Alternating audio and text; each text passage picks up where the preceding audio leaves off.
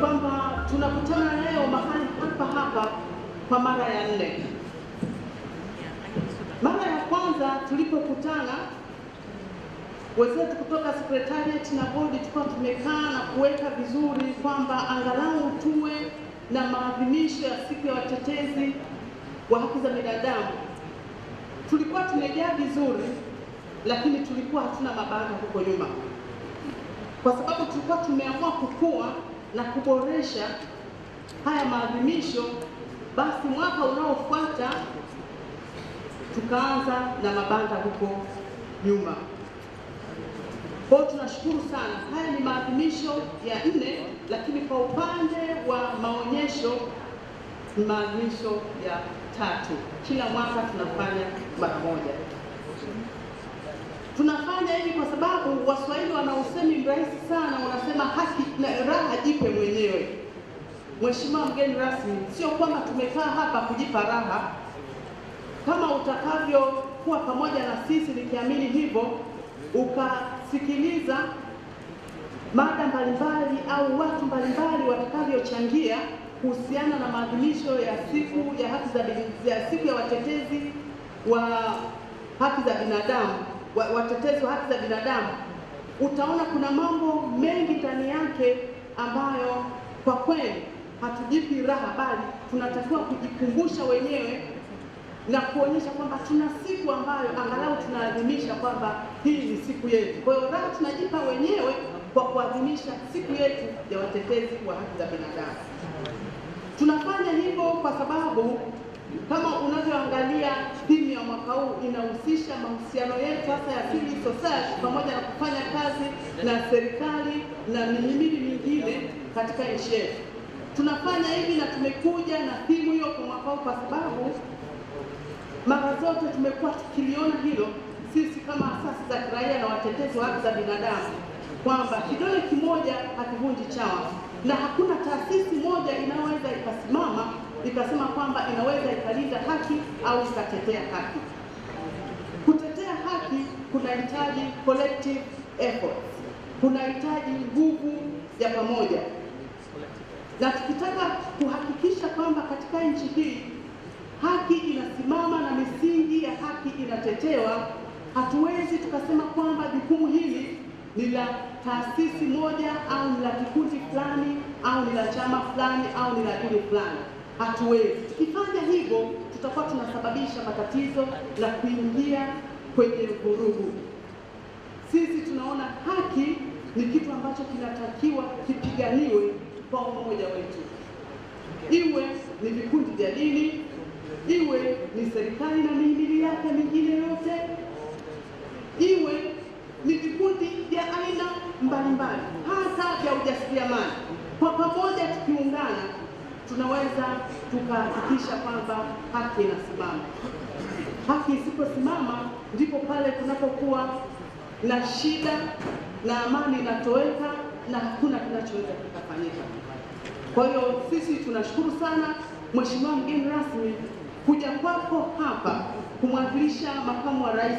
Sisi tunaona tumeheshimiwa sana na tunakushukuru sana, na tunaamini tumekuwa tukifanya kazi pamoja, lakini kuanzia leo tunaamini kuna hatua ya mbele tunayoweza kuipiga katika kuhakikisha nchi yetu ya Tanzania inakuwa ya haki na amani. Hivi vitu haki na amani vinakwenda pamoja. Pasipo haki hakuna amani, pasipo amani haki inakuwa imevunjwa, inakuwa haipo. Kwa hiyo nashukuru sana na viongozi wengine wote na wadau wote kwamba tuko hapa ili kuweza kuiadhimisha siku hii. When you be coming for sharing, that short sharing, it will be your time to introduce yourself, just to save the time. And I think you have time, ample time, because you'll be standing in front of people and all people will be able to know you. And the guest of honor also will be recognized and honored when the time comes. Yangu yalikuwa ni hayo tu. Asanteni sana, karibuni sana. Nimefurahi kuwaona. Sasa kwa sababu tumekaa muda mrefu kusubiri, naomba wote tuinuka tujipigie makofi kwa sababu ya still alive.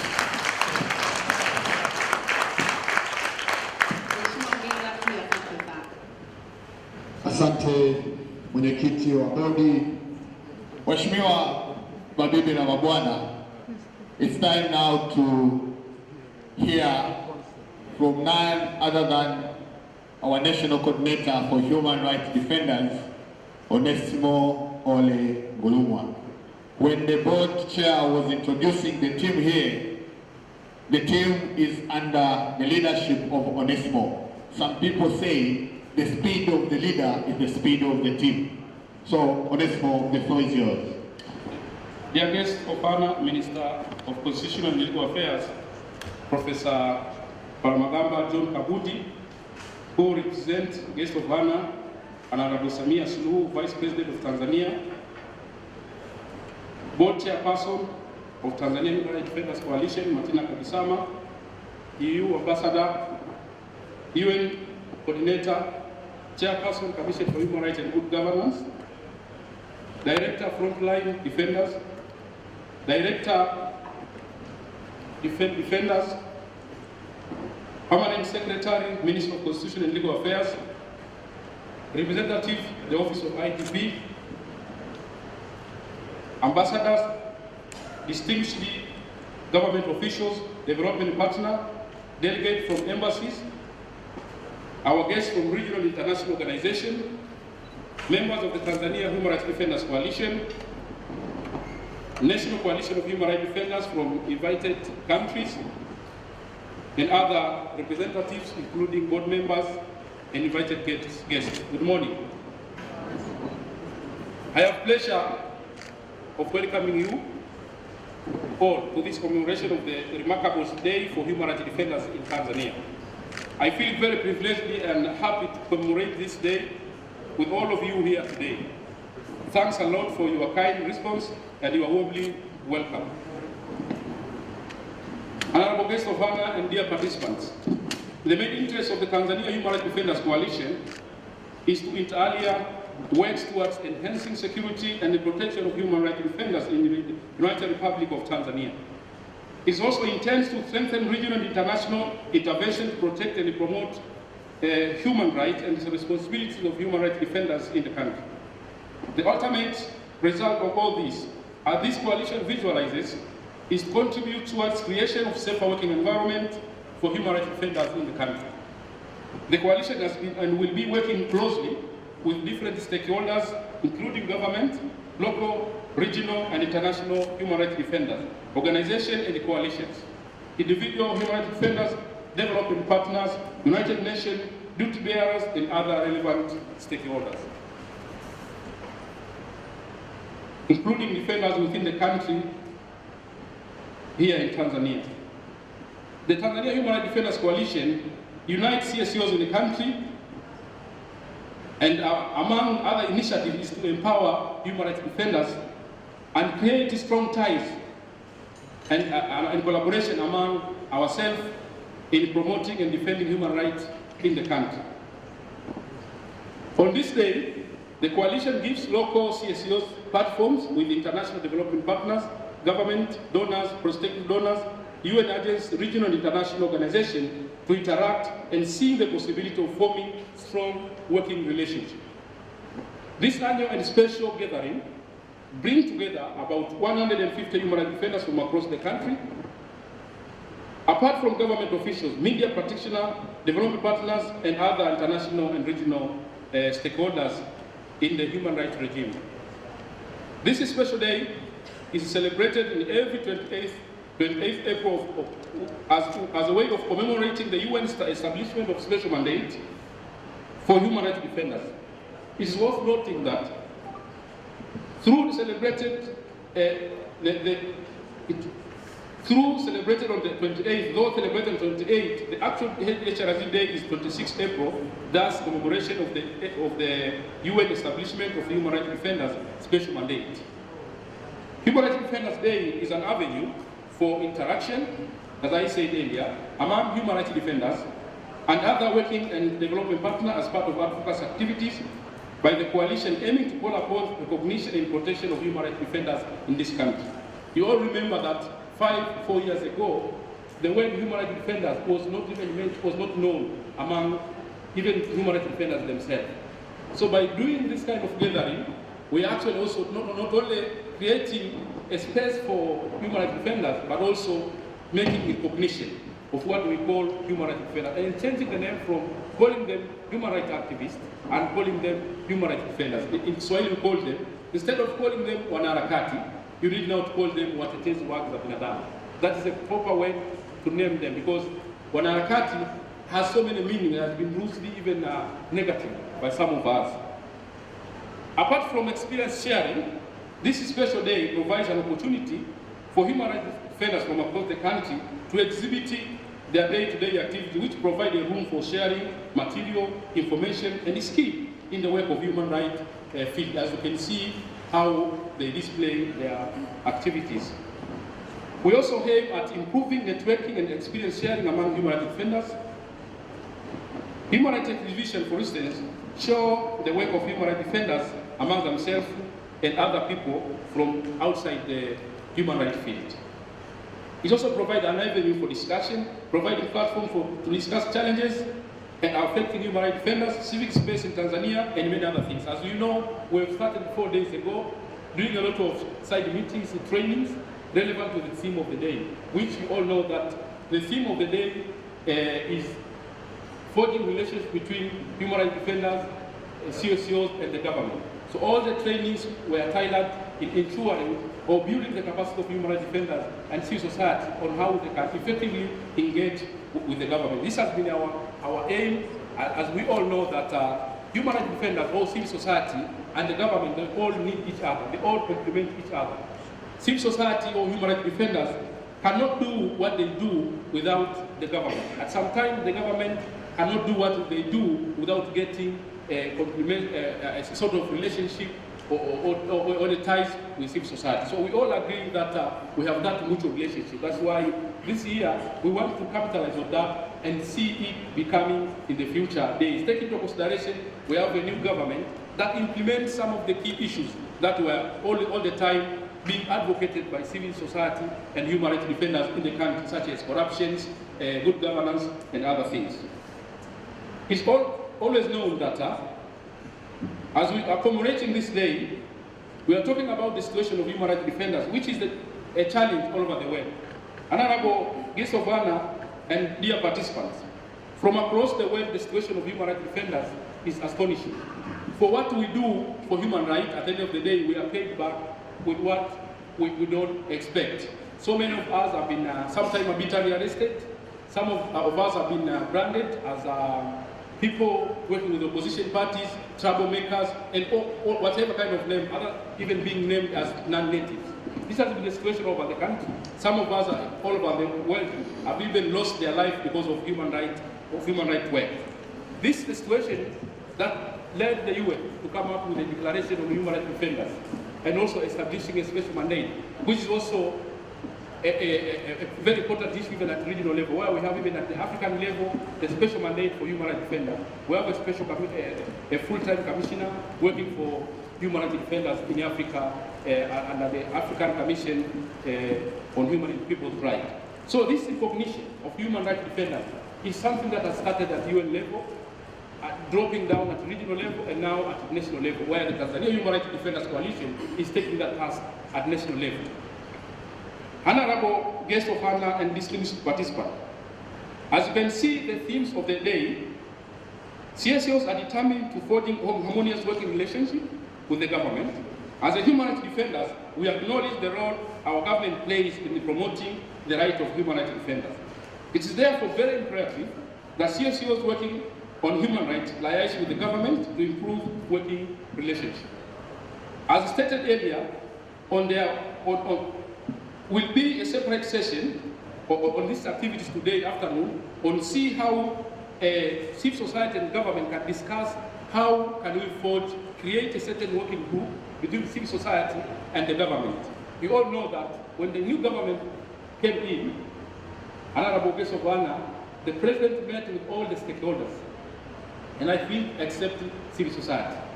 So it is our call that as we are meeting today, you, the guest of honor, being the person who have been also sometimes working with civil society, at the time when you were the chairperson of the Constitutional Assembly, take our call to the Honorable President of the Republic of Tanzania that there is another sector.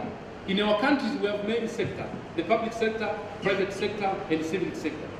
It is time now the government should engage with the civic sector and see how we can forge our own relationship.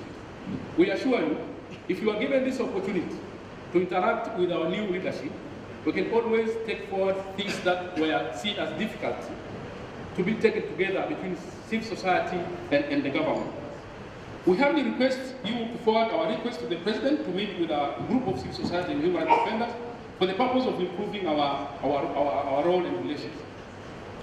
Another special request is an amendment of new and of all oppressive laws that affect civic space. You personally, being the person representing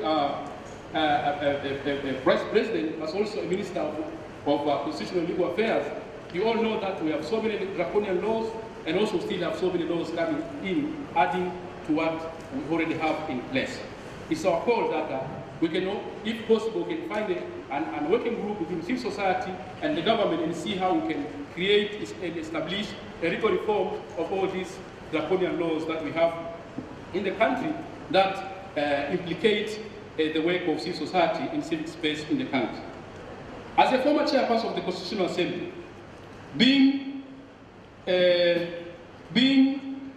represented by here, not only by the Minister of Constitutional and Legal Affairs, but also a former member of the defunct Constitutional Review Commission, we request you to advise the government to then open up a consultative meeting between civil society and the government on how to finalize the constitutional making process in Tanzania. We ask you, take into consideration the role civil society and human rights defenders complementing the government activities. We kindly request the government to allocate some resources and subsidies to civil society and human rights defenders activities. You know, it's a very hard call, but if political parties are given subsidies and civil society or human rights defenders are not given subsidies, we look at our role, what civil society or political parties are doing in the country and what civil society are doing in the country, you can easily even say civil society play a very significant role than even political parties. So maybe it's a time now with the new government, see the possibility of supporting civil society in terms of finance and other technical support for us to be able to carry out our activities in the country. And this cannot be also one way of creating a strong relationship between civil society and the government. And I'm sure by doing so will not undermine the freedom and independence of civil society. Because if at all giving money to groups undermines independence, that as we're speaking right now, the political parties could have not been that independent as we see them today. So we hope when we are given this opportunity, still we can remain independent and play our role as watchdog and people who complement what the government sometimes don't be able to implement. Guests of honor and distinguished participants, we would like to thank our sponsors as well for the support and cooperation of making sure that our work as human rights defenders become a success. We also extend our warmly gratitude to development partners, state actors, coalition members, and other stakeholders for making this day happen. Thank you for listening.